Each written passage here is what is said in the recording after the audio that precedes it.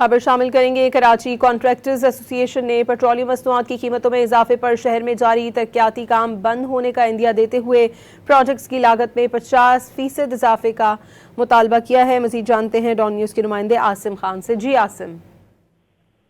जी, शहर में जारी तरक्याती कामों के हवाले से कॉन्ट्रैक्टर्स की नुमाइंदा कराची कॉन्ट्रैक्टर एसोसिएशन ने पेट्रोलियम मसनूआत की कीमतों में हालिया इजाफे पर शहर में जारी तरक्याती काम बंद होने का इंदिया देते हुए तमाम प्रोजेक्ट की लागत में 50% इजाफे का मुतालबा किया है।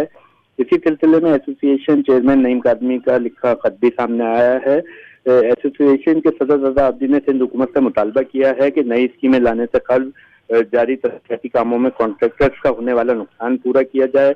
हुकूमत की मुकर्ररा लागत में तरक्याती मनसूबे जारी रखना नामुमकिन है। जबकि चेयरमैन नईम कादमी का कहना है कि मिचेल के इजाफे से बिल्डर्स एंड डेवलपर्स और कॉन्ट्रैक्टर्स की कमर तोड़ दी गई है, जिसके लिए मजीद खत लिखने के साथ चीफ सेक्रेटरी बल्दियात और मेयर कराची समेत दीगर हुक्काम से जल्द मुलाकात का फैसला किया गया है।